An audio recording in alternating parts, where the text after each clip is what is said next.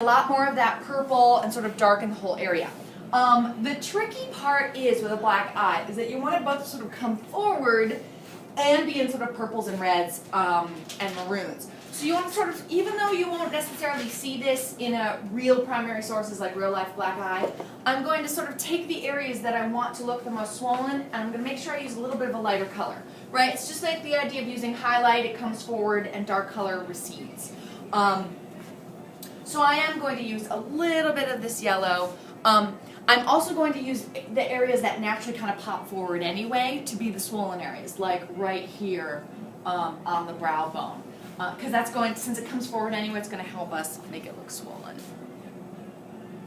I'm going to go right into.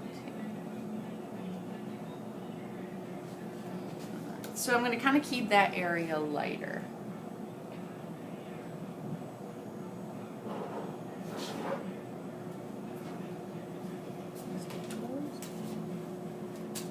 And get sort of darker in the areas that come around.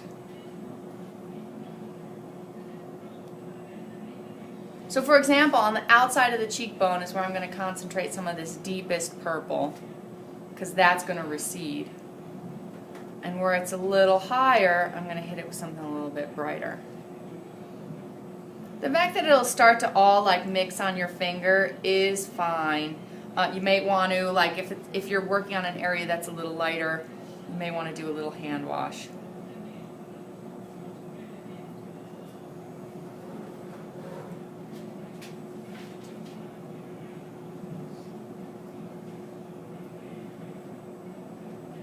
And again, make sure they're not in like perfect rings. Like something I like to do at the edges is just like tap back and forth like I'm zigzagging around the edge, just so it doesn't look all perfectly round, because it wouldn't.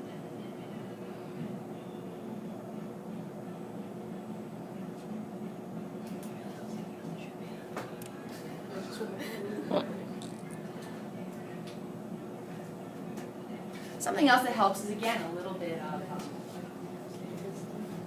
of gloss or Vaseline right in the areas that you want to look a bit stretched. So the areas that are kind of coming forward that I've kept light, the brow bone.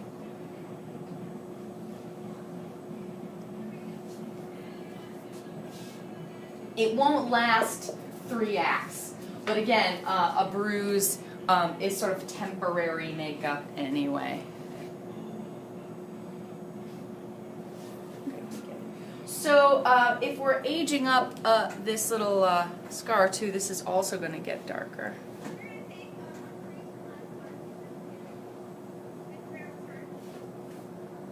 And you see how sort of that edge that seemed so obvious before we had painted it has kind of disappeared.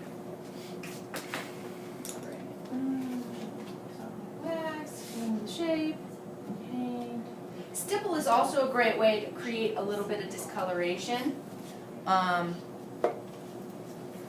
Just the idea that the skin around is kind of broken up. So in the areas where I haven't colored deeply, as well as the areas that I've been painting, I'm just going to stipple a little bit of just brokenness around it. What if you were like, can you incorporate the liquid latex into this?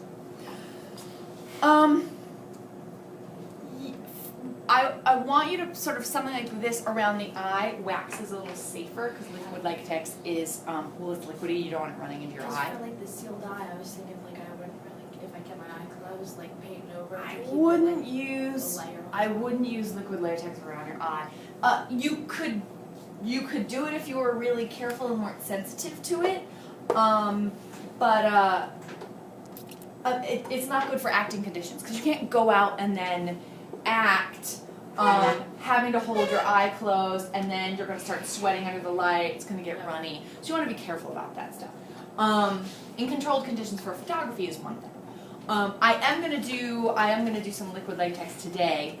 I want everyone, just like, you know how they say in hair color, like, oh, do a patch test, and no one ever does? Yeah, I want you to go home today and do a patch test with liquid latex. Just last semester someone found out they were allergic to it. So somewhere like the inner elbow is a great place to just paint on a little bit of latex. If it's not itchy and doesn't turn red, you're fine. But you won't obviously be required to use liquid latex if you discover you're allergic to it. Wax is wax. Let's see. What else do I want to do? All right, let's drop some blood in.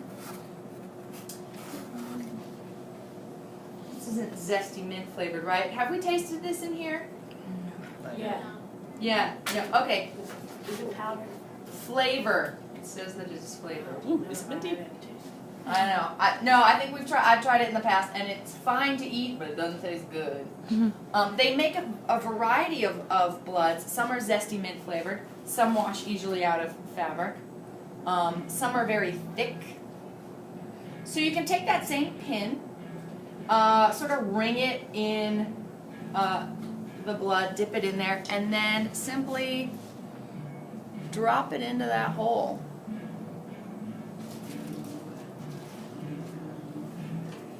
Some blood is good for smearing.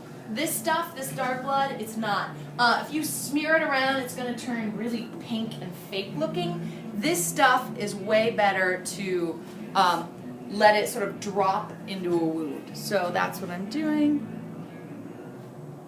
Sort of just smush it in there. And if you get enough, it will start to run. But again, don't try and like smear it or streak it. It's going to look really, really fake. Your textbook gives a recipe for blood. Most professionals just buy it. Unless you need vast quantities, there is a play by Martin McDonough that uses something like 40 gallons of blood a night, in which case you'll want to make your own. There are lots of recipes on the internet. But for small jobs like this, a mixture of this dark blood that you have in your kit or stuff called fresh scab, which is kind of congealy, is a great way of getting like different thicknesses and effects. Let's run it down. Have you ever tried to like mix like the white hair stuff with the red stuff to give it like a pussy look? I haven't, but you should experiment and let me know how it goes. I like the way she thinks. I did. She's got a twisted mind. I like it. All right. So a little bit, get a little bit of sort of droppy effect. Make sure you don't drop it down into your eye. Notice that I sort of sent this in a direction that's going to go around his eye. You could also, let's see. Oh, hey. Fresh scab. Let's say we're going to sort of age up his. Oh, that just looks wonderful. Yeah, so they come in different thicknesses. I'm a big fan of fresh scab. It's kind of like blood jello. So you can like build stuff out of like I just do this liquid latex on my thumb. So Yeah. I can just like, can I glue this on and make it? Using like, spirit gum, yeah.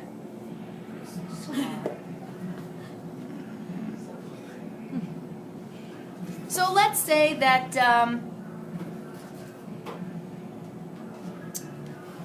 I've really got the shit. right. And recently. Let's assume for a moment here, folks. So something that's gonna happen is he's gonna get a nosebleed, right? So something thick like this, like the fresh scab, which is kinda sticky. And it's mixing with snot and butters, So. Well, and it's also, like anyone who's prone to nosebleeds will tell you that it starts to congeal up, right? So, let's say it's been crusting around the nose. Oh, I am going to run out of time today. Someone give me like a 5-minute warning.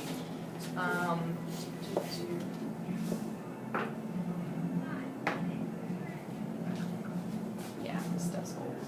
Crap. That's fine. Something you can do with what you've got is, as I said,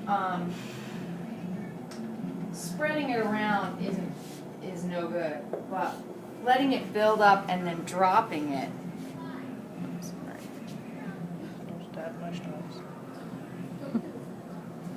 Am I doing this all with a pin? You don't have to. I mean, I'm being careful. Can we use like the end of our You can use the end of your brush. I just like something really skinny because it. Yeah, I don't trust me to. And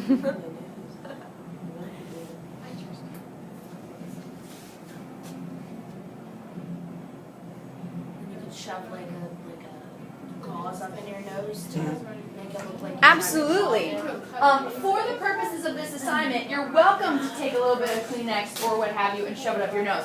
Now, as a makeup artist, there's no way you can say to the actor, hey, put this cotton ball up your nose for Act 1. They'll say no to you. But for the purposes of this project, yeah, if you want to get a real look of, Going back in the ring. right, from the inside out, or even to get a look of being swollen. Sort of shoving something there is a great idea. So yeah, sort of crusty, bloody. You could run it down his lips if you want to be really gross about it.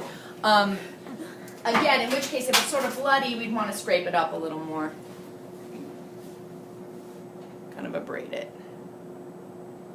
Now, something you can also do with the pin is very carefully tap little bits of blood using the side edge of the pin. Just tap those little scrape marks. Little bits of blood.